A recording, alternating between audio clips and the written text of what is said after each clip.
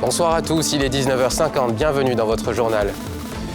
Coopération franco-ivoirienne, l'Institut national de formation judiciaire vient d'être inauguré à Yamoussoukro en présence du Premier ministre Patrick Hachi. Coût du projet, plus de 11 milliards de francs CFA. À Yamoussoukro, l'Institut national de formation judiciaire a été inauguré ce vendredi par le chef du gouvernement Patrick Hachi.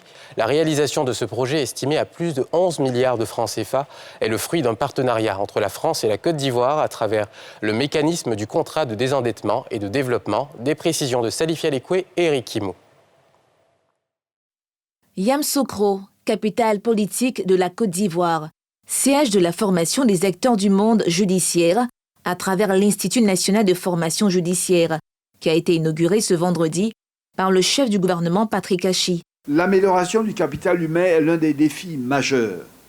Dans le cadre de la mise en œuvre de la vision stratégique 2030, déclinée en projet de société Côte d'Ivoire solidaire, le volet capital humain vise à doter tous les secteurs, notamment celui de la justice, de cadres compétents, performants, avec une formation conforme aux standards internationaux.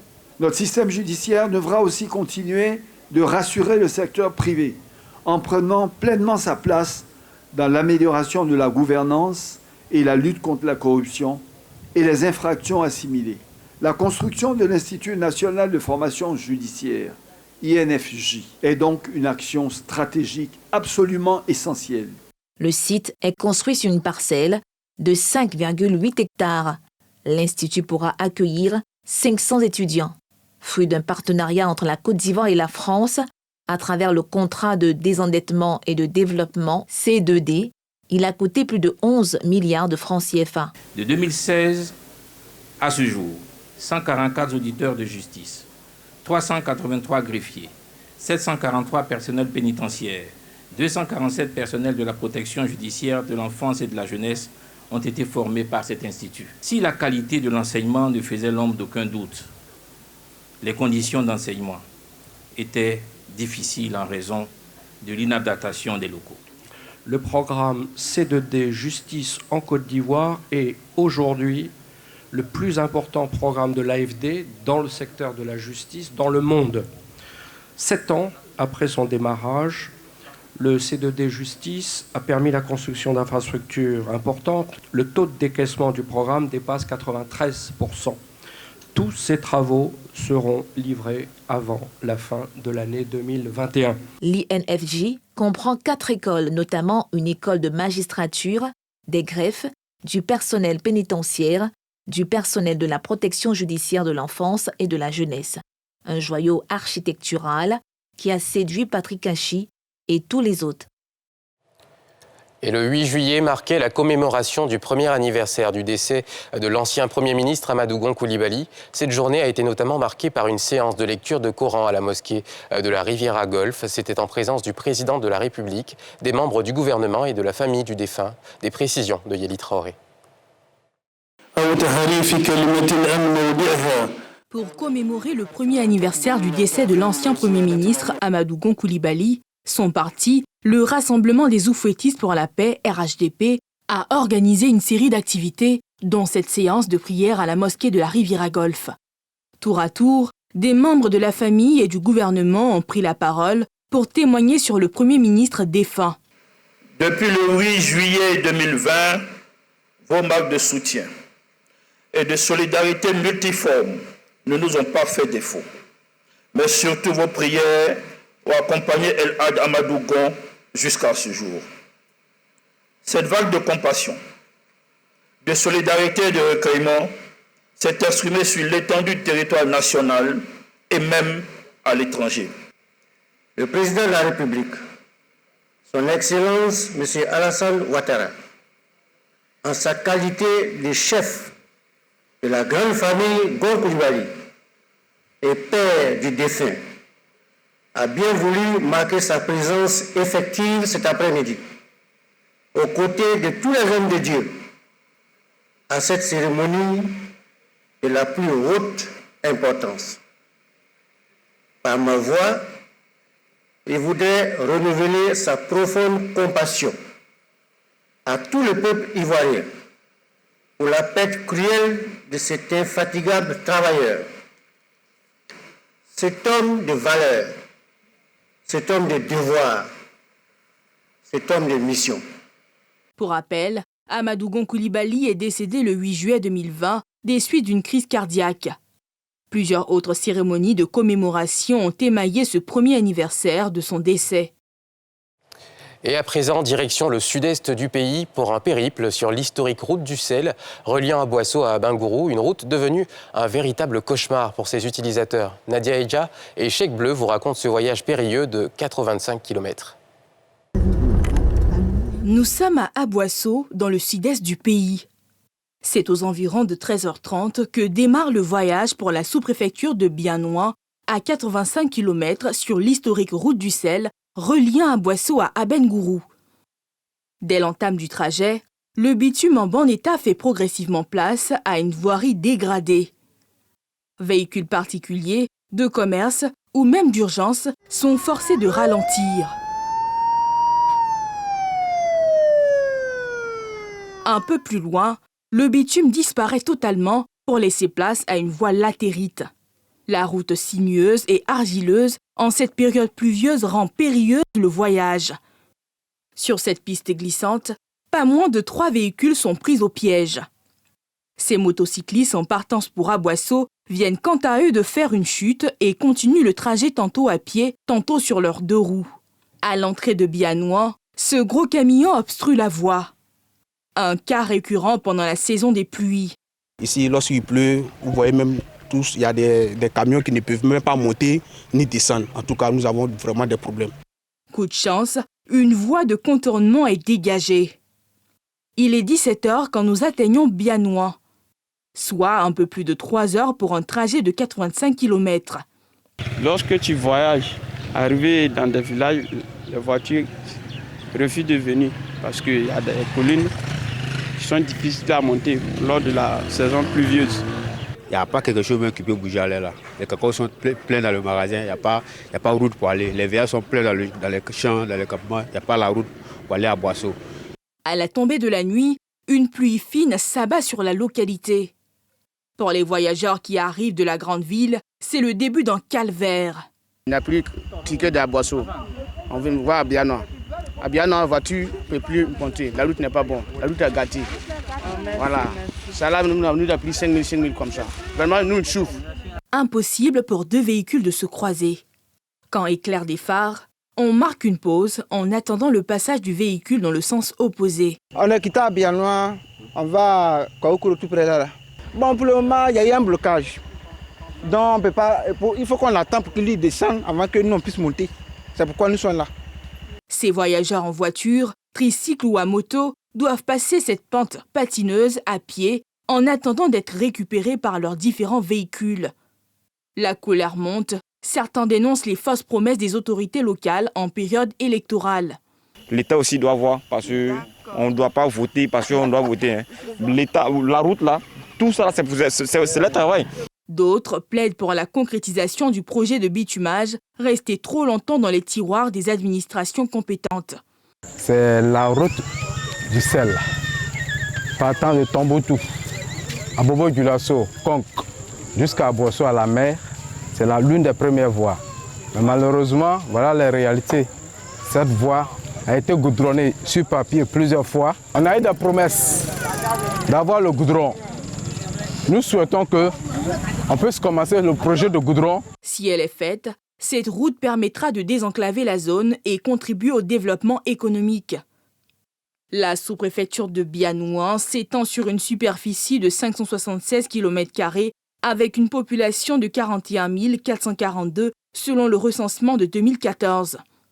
Les autochtones Agni cohabitent avec plusieurs autres ethnies du pays et des ressortissants de la CEDEAO. Et nous vous en parlions dans l'édition d'hier. Le dimanche 11 juillet marque la commémoration de la Journée africaine de lutte contre la corruption. En prélude à cette date et pour marquer davantage son engagement dans la lutte contre la corruption, la Côte d'Ivoire s'est dotée d'un guide pratique de prévention et de règlement des conflits d'intérêts. Ce document a été présenté officiellement ce vendredi au Sofitel Hôtel Ivoire dans la commune de Cocody, une occasion pour la Haute Autorité pour la bonne gouvernance de faire l'état des lieux sur la corruption en Côte d'Ivoire et de présenter les stratégies opérationnelles pour les 12 mois à venir. Brice Niawa et Aruna Zeba. Guide pratique de prévention et de règlement des conflits d'intérêts. C'est l'appellation de cet ouvrage de 72 pages. Un outil de lutte contre la corruption, désormais à la portée du public et des décideurs. Produit à l'initiative de la Haute Autorité pour la bonne gouvernance, ce livre permettra à la Côte d'Ivoire de faire des progrès dans la lutte contre la corruption. La lutte contre la corruption et les infractions assimilées est en marche et nous voulons compter sur la contribution de tous, dont celle des communautés économiques régionales, car c'est ensemble que nous pourrons combattre efficacement le fléau dont les conséquences néfastes sur la société sont connues de tous. Le panel de ce jour, cette commémoration, nous a permis de nous rendre compte que les différentes entités de l'État, qu'il s'agisse de l'Inspection générale d'État, de l'Inspection générale des finances, de l'Autorité nationale de régulation des marchés publics, de la Haute Autorité et aujourd'hui du ministère en charge de la lutte contre la corruption, l'ensemble de ces institutions sont dans une synergie pour que des réponses concrètes soient données à la question de la lutte contre la corruption. Communauté économique régionale, acteur essentiel dans la mise en œuvre de la Convention de l'Union africaine sur la prévention et la lutte contre la corruption, c'est le thème de ce panel qui a clôturé cette rencontre. L'Institut de formation politique Amadou Gon Coulibaly a été inauguré ce vendredi aux deux plateaux en présence de plusieurs membres du gouvernement. À vocation sous-régionale, cet établissement est dédié à la formation des élites politiques et à la pérennisation des valeurs incarnées par l'ex-premier ministre décédé le 8 juillet 2020, Pierre Dipomélin et Fulgence Kissiedo. Coupure de ruban, visite des locaux et un panel porté sur les valeurs du regretté Premier ministre Amadou Gon Coulibaly ont été les axes forts qui ont marqué la cérémonie d'inauguration de l'Institut de formation politique Amadou Gon Coulibaly, CIS aux deux plateaux. Le ministre Alain Richard Donvayi, qui représente ici le Premier ministre, a dit sa satisfaction. Cet institut vient à point nommé pour que nos jeunes générations soient formées politiquement, formées de la bonne manière et surtout pour que cet idéal que Amadou Gon a voulu laisser et léguer puisse se perpétrer avec les jeunes générations. Le président de conseil d'administration, un des disciples d'Amadou Gon Coulibaly, qui a œuvré à la mise en œuvre de cet institut, indique les conditions d'accès aux cours. Il y a des critères qui sont définis, avoir au moins le bac, avoir cette volonté donc de s'engager, une lettre de motivation du jeune qui explique pourquoi il veut cette formation et qu'est-ce qu'il veut faire. Dès l'année prochaine, nous aurons 2 fois 200 jeunes qui seront sélectionnés donc pour des formations donc de 6 mois. Avec 3 niveaux de formation, une initiation qui part donc sur les notions de base, sur les différentes doctrines, idéologies. Et ensuite, nous avons un second niveau de perfectionnement qui permettra donc aux jeunes d'avoir donc des modules plus approfondis, les techniques de débat, les grands enjeux économiques ou sociaux donc dans le monde. Comment gérer une organisation de la société civile ou un parti politique, comment gérer même une réunion, comment faire un plaidoyer. Pour mener à bien ses missions, l'Institut de formation politique Amadou Gon Coulibaly a signé des conventions de partenariat avec l'Internationale libérale, la Fondation Friedrich Naumann, la Fondation Félix Houphouët-Boigny pour la recherche de la paix et l'organisation Leaders pour la paix. L'Institut comprend un conseil d'administration composé de 9 membres, un conseil d'orientation scientifique et une direction en charge de la gestion et de l'administration. Un écosystème numérique qui réunit les entrepreneurs africains à leurs acheteurs par les canaux de différentes plateformes de messagerie, tout en mettant en avant les certifications des produits Made in Africa, une solution digitale qui séduit à l'heure où le... Ouais, pardon.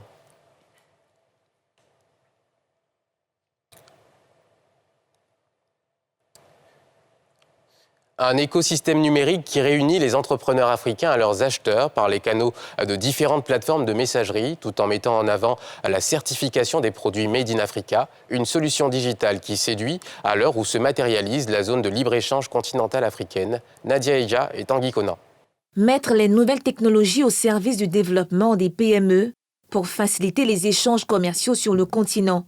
C'est à cela que contribue l'écosystème numérique Clappers, créé depuis 2018, avec pour but de mettre en relation les entreprises africaines et les acheteurs aussi bien du continent que du monde entier. Une solution digitale qui séduit les promoteurs du Made in Africa, à l'heure où se matérialise la zone de libre-échange continentale africaine. L'idée est la bienvenue pour les entrepreneurs transformateurs que nous sommes. Je produis 7, mais l'écoulement des produits est un frein à notre production. En 2 ans d'existence, ce concept compte 25 000 utilisateurs et 750 entreprises connectées. Une expérience avantageuse pour ceux qui ont déjà tenté le coup. Il y a moins de 2 semaines, nous avons adhéré à la plateforme et déjà, nous avons une vue de notre produit à l'extérieur, ce qui n'était pas le cas. Nous effectuons des ventes au niveau local. Notre produit est vu au niveau de la sous-région et même à l'international. La force de cet outil de e-commerce, la garantie de la qualité et la sécurité des transactions. On fait la démarche auprès de chaque entrepreneur parce que pour vendre un produit partout dans le monde, il faut bien évidemment identifier l'acteur qui vend, certifier le produit qui vend et garantir à l'acheteur qui va acheter un produit de bonne qualité qui vient de l'Afrique. On travaille avec les organismes de certification de chaque pays, ici en Côte d'Ivoire par exemple avec Codinorm, qui va s'assurer que les produits sont bien certifiés avant de les vendre en ligne. Outre la Côte d'Ivoire, le Cameroun et le Gabon bénéficient déjà de cet écosystème numérique qui regroupe une multitude de plateformes de messagerie. Le fondateur ambitionne atteindre au moins 6 pays d'ici à la fin de l'année. Et ils ne sont plus que 2 à pouvoir rêver de se hisser sur le toit de l'Europe. L'Angleterre affrontera l'Italie ce dimanche en finale de l'Euro de football. Il s'agit d'une première pour les Anglais qui n'avaient jamais atteint ce stade de la compétition dont la première édition s'est déroulée en 1960. Salif Yalekwe. Les Anglais disputeront leur première finale de l'Euro dimanche prochain face à l'Italie. L'Angleterre, soutenue par son public, a obtenu son ticket face au Danemark dans la phase de la prolongation 2-1 mercredi soir à Wembley devant quelques 60 000 spectateurs. À la suite d'une erreur des Danois juste après la première période de la prolongation, l'arbitre siffle le point de pénalty. Il sera transformé en 2 temps par Harry Kane qui propulse, avec cette réalisation, son équipe en finale, historique pour l'Angleterre. Les supporters anglais, euphoriques après la qualification pour la finale de l'Euro 2020, rêvent désormais de leur premier titre dans la compétition. Ce sera un match serré. Avec les options offensives que nous avons, je ne peux pas nous voir ne pas gagner. Le foot revient à la maison. Il doit être avec le gilet et tout le reste. C'est un homme magnifique. Il ramène le foot à la maison. On l'aime aller. Rendez-vous dimanche pour cette finale Angleterre-Italie. Et ce soir, NCI Reportage vous propose une immersion dans l'univers de la chirurgie réparatrice. Je vous propose d'en découvrir un extrait. On nettoie et on fait le pansement. Terminé. Alors, cette intervention est terminée. On a réparé les tendons qui étaient trop courts, on les a allongés. On a ouvert le poignet qui était en flexion. On a mis en position neutre. Il y avait une perte de substance importante ici. On a couvert avec le lambeau qui est là et on a fermé le site de prélèvement du lambeau. Et c'est la fin de ce journal. Merci de nous avoir suivis. Agréable week-end à vous. Et n'oubliez pas, à 20h15, NCI Reportage, suivi tout de suite après, à 20h30, de Drôle de Flop, votre bêtisier favori.